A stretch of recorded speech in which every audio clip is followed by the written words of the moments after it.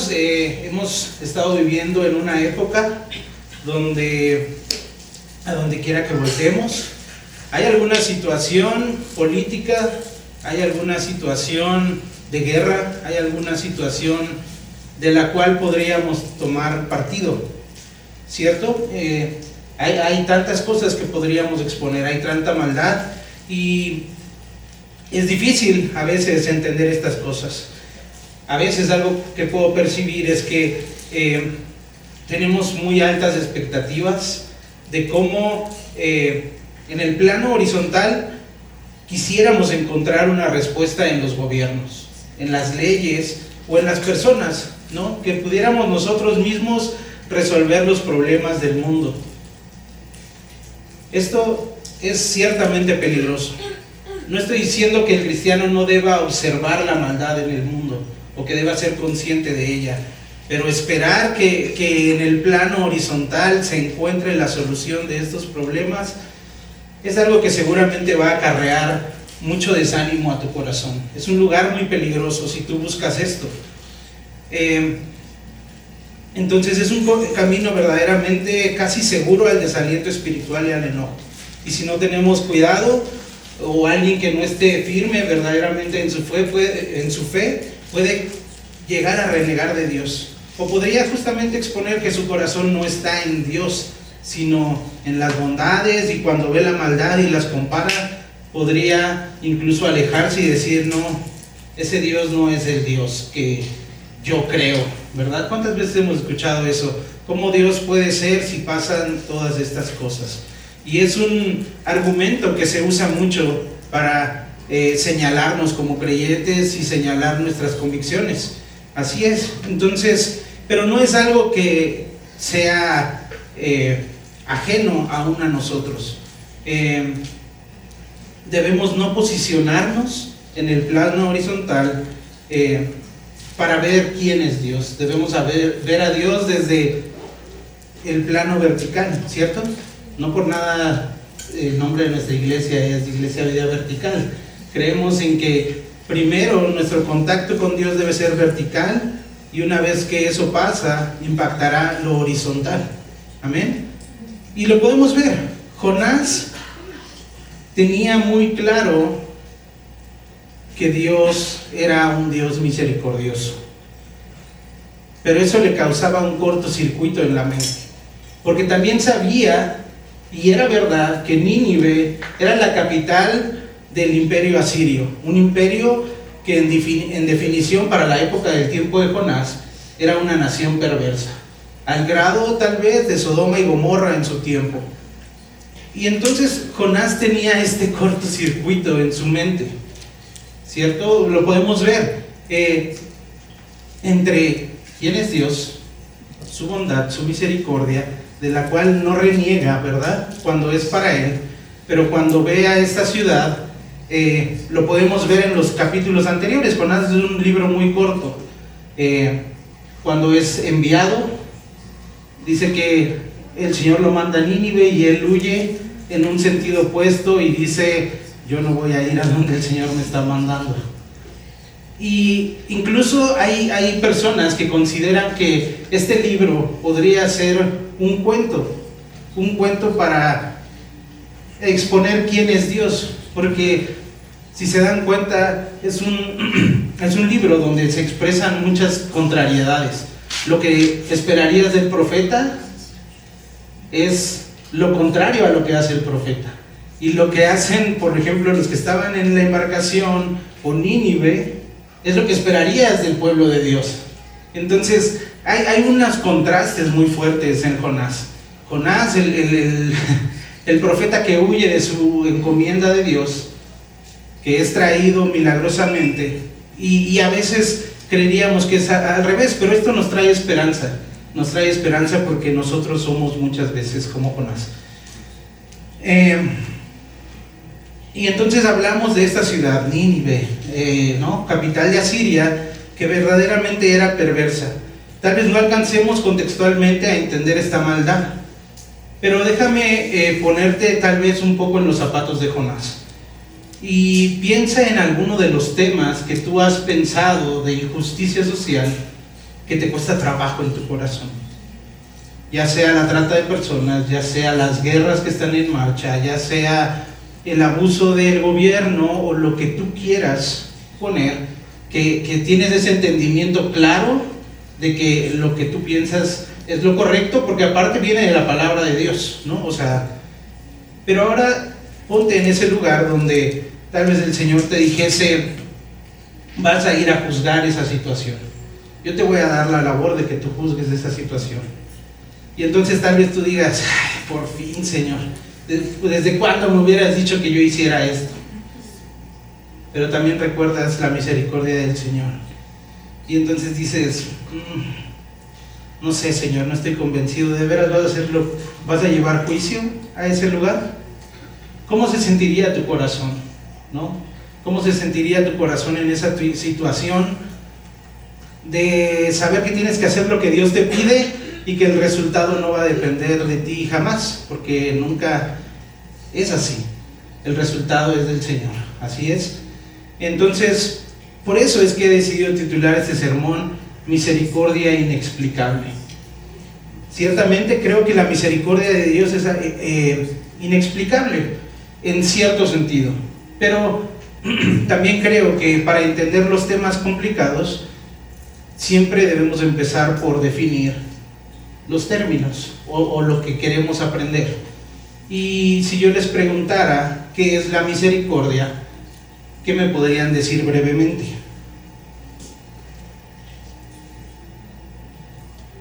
No darle a alguien lo que sí se merece. No darle a alguien lo que sí se merece. Perdonar. ¿Ok? ¿Qué más?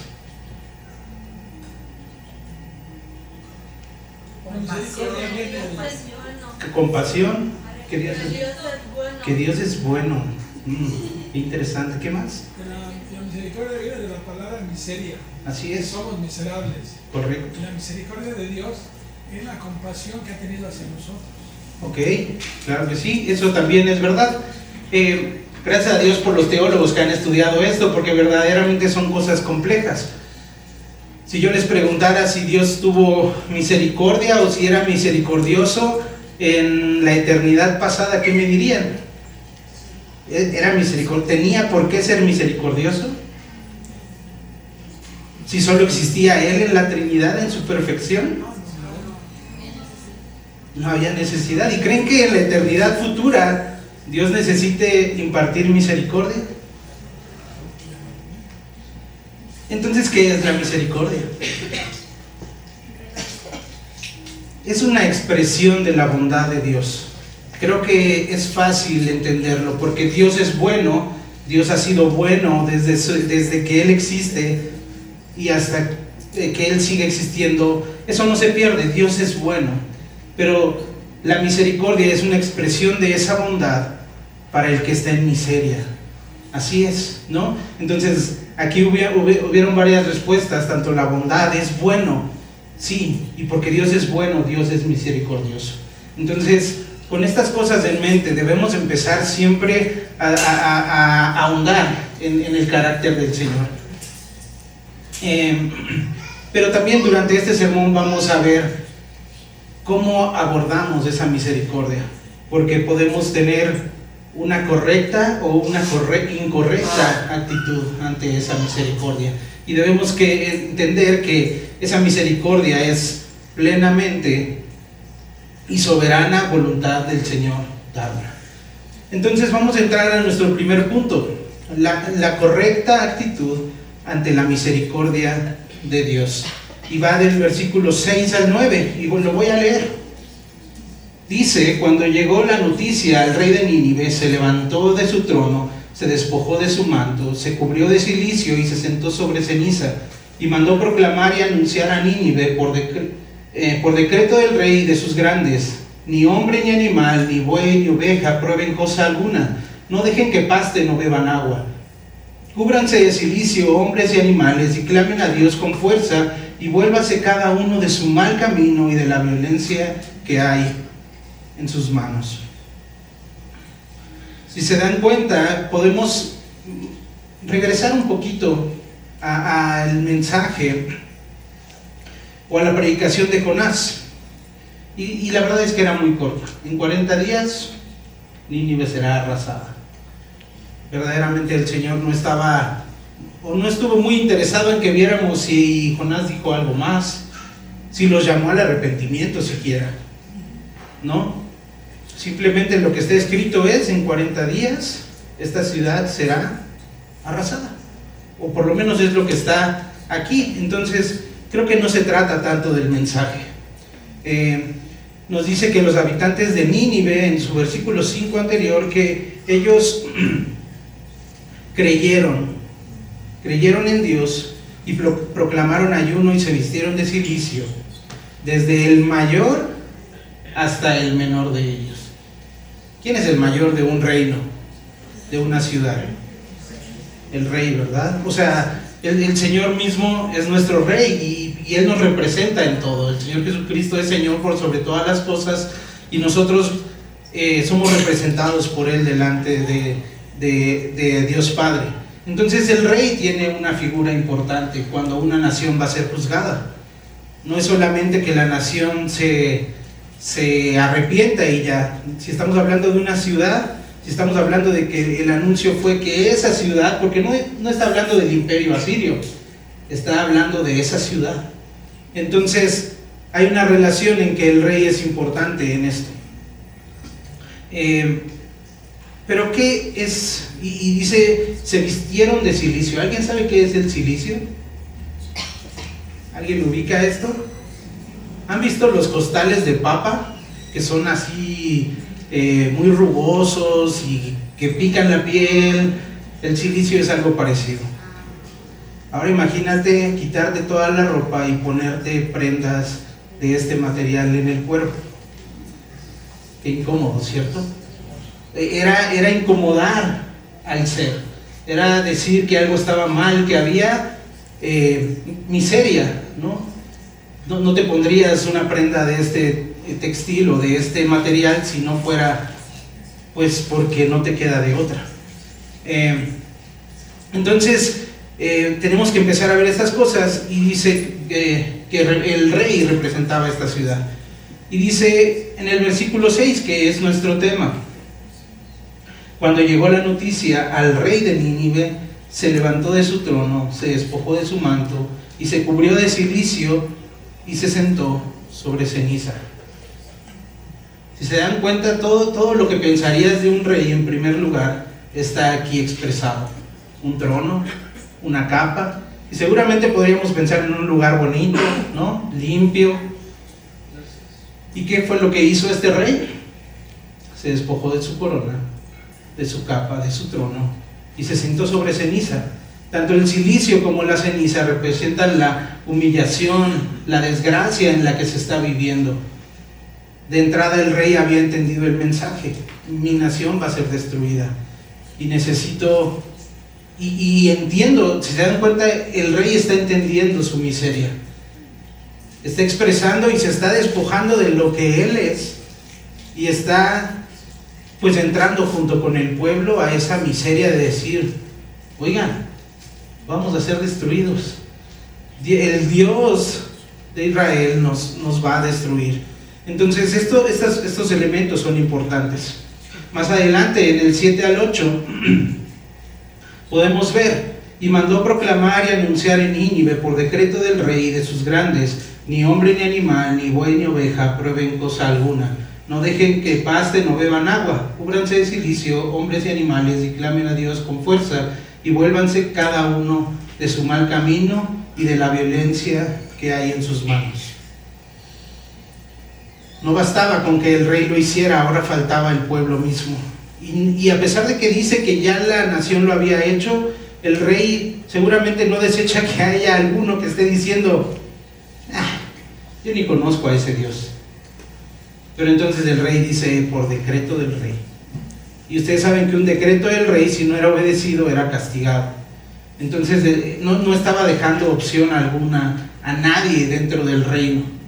Todos tenían que adoptar esta actitud de arrepentimiento, de humillación, de llevar su cuerpo a sometimiento, de no comer, de no beber. Y dice: ni aún los animales.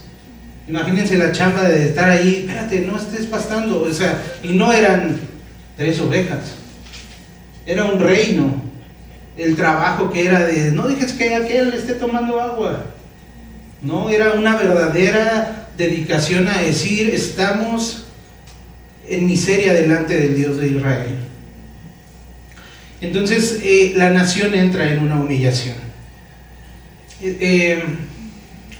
Y no solo ahí, sino que al final dice que deben dejar sus malos caminos. Así es, lo podemos ver, ¿no? Dice, clamen a Dios con fuerza y vuélvanse cada uno de su mal camino y de la violencia que hay en sus manos. Era una de las características del reino asirio, la violencia contra los pueblos conquistados. Él estaba declarando, hemos hecho las cosas mal, dejemos lo que hemos hecho, dejemos quiénes somos, porque el Señor nos ha juzgado, ¿no? Son cosas que no vemos en el texto, pero si vienen y te juzgan y te dicen vas a ser destruido por Dios, tienes que empezar a hacer esas conexiones de decir que Él creyó en estas cosas, y entonces que vio lo malo de su camino. Pero ¿es suficiente que haya visto lo mal que había hecho? ¿Es suficiente con que digamos, yo sé que eso que hago está mal? ¿Sí o no? Ok. Entonces el arrepentimiento, ¿verdad? Como lo vemos, arrepiéntanse. Los que están encaminando con Jesús, da esa vuelta en U. No vayas hacia donde estabas yendo, hacia donde nos dirigíamos todos, hacia la muerte, ¿verdad? Nuestros pasos eran acelerados por el pecado y nos llevaban directo a la muerte. El Rey está diciendo, volvámonos de nuestro mal camino, regresemos al Dios de Israel, regresemos a Dios, a lo bueno, porque por definición Dios es bueno en su carácter. Entonces, ¿ven estos contrastes? ¿Esperarían eso del rey de la nación más perversa del mundo en ese momento?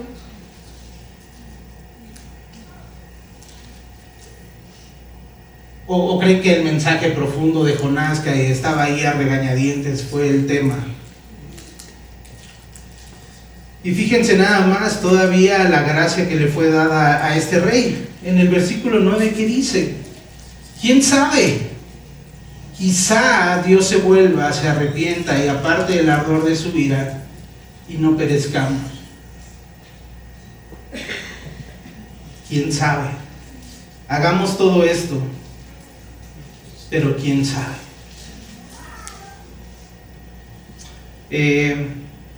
Los ninivitas tuvieron una perspectiva vertical de la misericordia de Dios. Sabían que ellos no podían hacerle manita de puerco con sus acciones.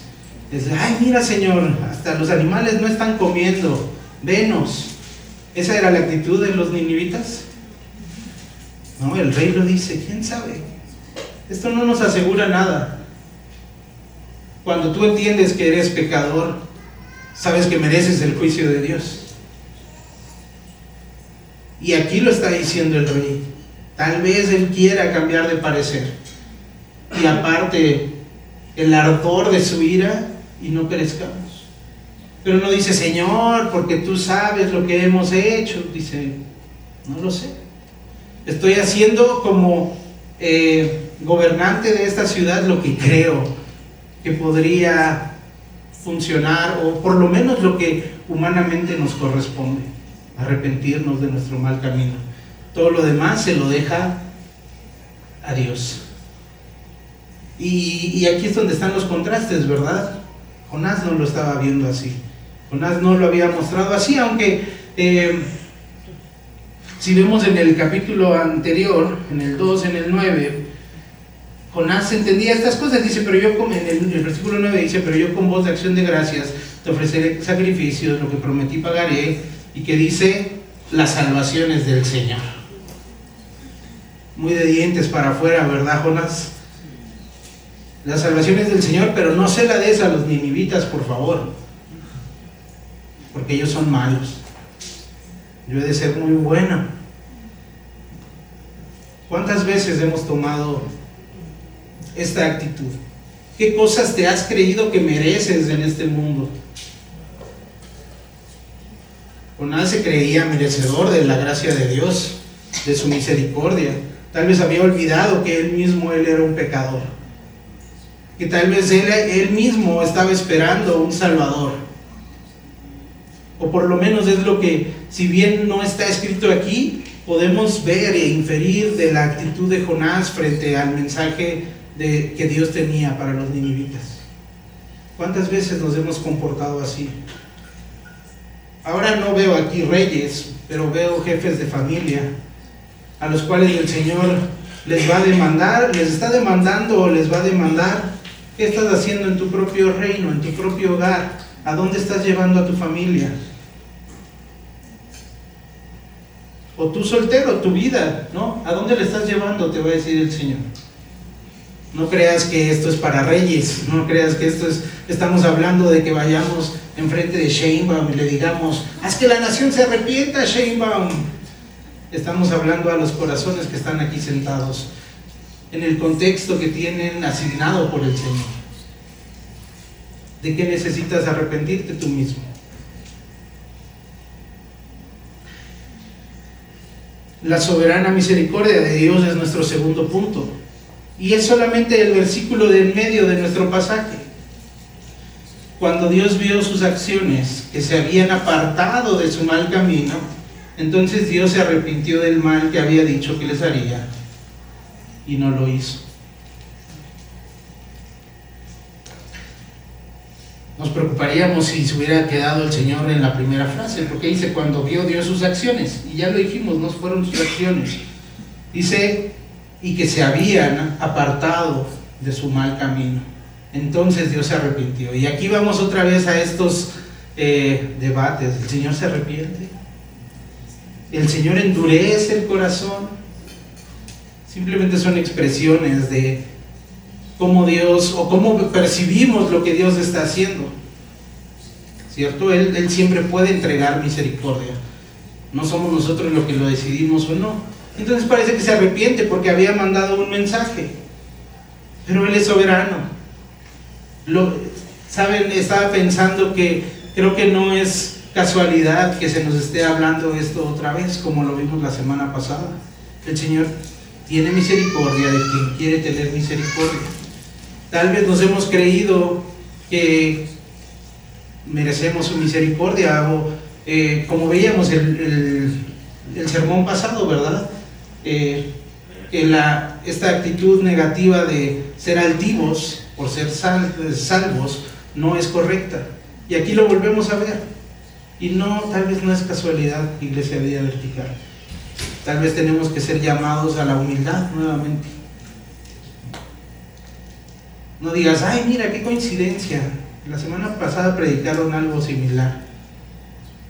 Dice: yo, Señor, por el que están hablando de estas cosas.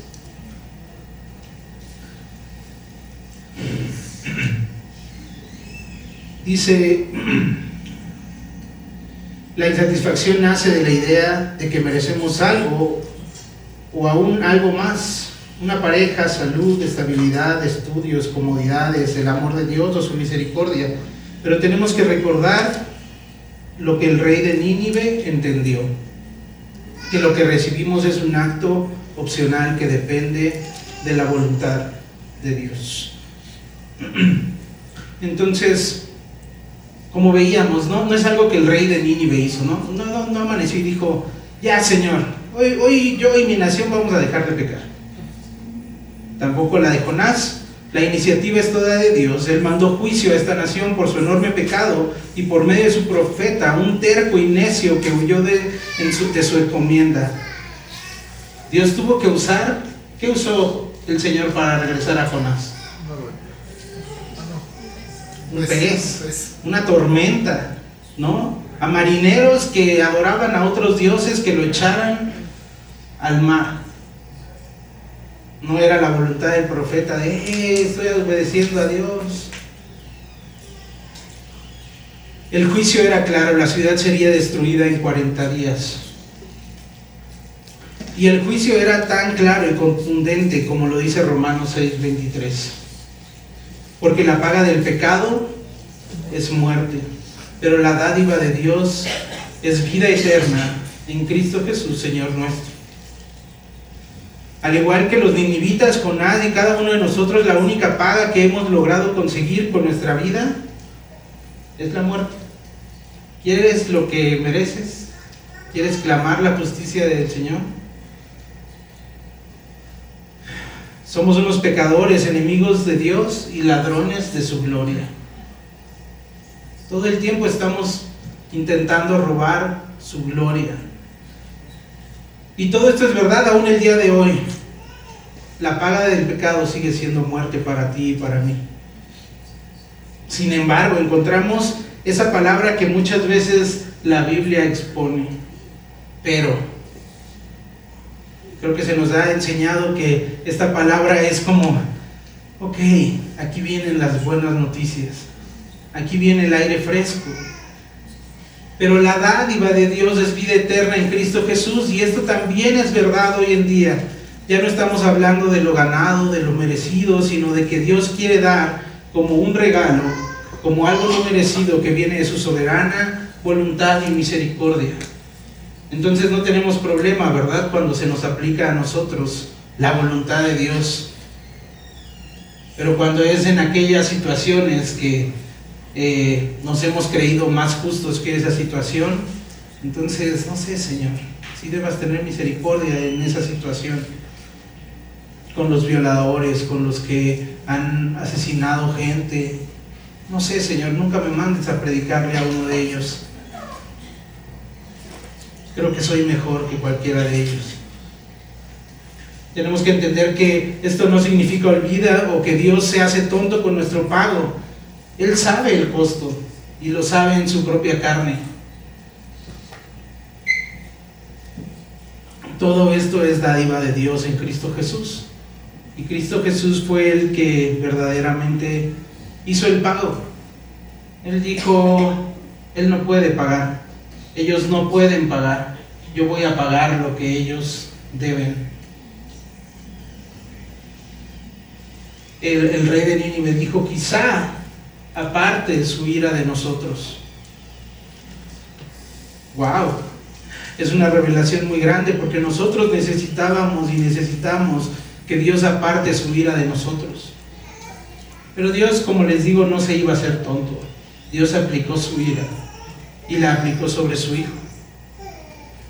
No es que el Señor metiera debajo del tapete nuestros pecados, sino que los hizo efectiva la deuda que había con Él por medio de su Hijo. Y dice 2 Corintios 5:21, al que no conoció pecado, lo hizo pecado por nosotros, para que fuéramos hechos justicia de Dios en Él. No solo nos dejó en ceros, sino que nos entregó su misma herencia, ¿verdad? Dice que somos coherederos con Cristo. No dejó nuestra cuenta en cero y dijo, bueno, ahora de ahora en adelante hazte bolas con lo que le debes al Señor, porque si no hubiera sido lo mismo. Sino que nos dio su justicia. Al que no conoció pecado, lo hizo pecado por nosotros, para que fuéramos hechos justicia de Dios. ¿En quién? En Cristo. En estas cosas sabemos que su misericordia es soberana, y ahí no tenemos problema. No deberíamos tener problema con la soberanía de Dios, de dónde Él aplica misericordia y dónde no. Que no depende de nosotros, y gracias a Dios que no depende de nosotros, que tuvo el costo más alto posible. Y creo que esto es lo inexplicable. ¿Por qué Dios quiso salvarnos? ¿Lo puedes entender? ¿Verdaderamente? Tenemos que entender que si Dios hubiera juzgado a la humanidad completa, Él hubiera seguido siendo bueno, Él hubiera seguido siendo justo, y Él hubiera seguido siendo Dios. Pero una vez que Él decidió tener misericordia de algunos, entonces la cruz no era opcional. Su misericordia era opcional. La cruz no. Esto yo no lo puedo explicar.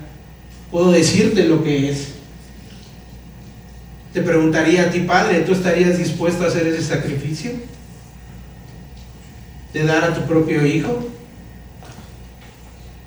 Creo que es bastante inexplicable. No porque no podamos entender los términos de la misericordia, pero lo que no podemos entender muchas veces es la profundidad del milagro que representa que Dios haya podido tener misericordia de los que no la merecían, de esos miserables seres que habían ofendido al Dios eterno. Y pasamos a nuestro punto número 3, que es una incorrecta actitud ante la misericordia de Dios. Y creo que el testimonio de Jonás nos alienta, porque eventualmente tú tendrás una correcta actitud delante de la misericordia de Dios. Y quiero que con todo esto que hemos dicho vamos a leer esta porción, ¿no? Y lo que ya hemos hablado, lo que ya hemos entendido, quiero que lo pongas aquí en las palabras de Jonás que vamos a leer. Y entonces vas a decir, wow, Jonás. Pero entonces di, wow, Mauricio, ¿cómo haces estas cosas? Dice, pero esto desagradó a Jonás en gran manera y se enojó. Y oró al Señor, Señor, ¿no era esto lo que yo decía cuando aún estaba en mi tierra? Por eso me anticipé a huir a Tarsis, porque yo sabía que tú eres un Dios clemente y compasivo, lento para la ira y rico en misericordia, y que te arrepientes del mal anunciado. Y ahora, oh Señor, te ruego que me quites la vida, porque mejor me es la muerte que la vida. Pues está escrito y dices, yo nunca diría eso. A veces no necesitamos decirlo. Pero cómo nos comportamos, lo que no hacemos, las encomiendas que no tomamos de parte del Señor. Entonces, ven a Jonás 4 en sus primeros versículos y lee textualmente lo que tu corazón está queriendo decir. ¿Qué te pasa, Señor? ¿Cómo vamos a hacer eso? ¿Cómo voy a ser yo la herramienta para que tú tengas misericordia de esta o cual situación que estoy pasando?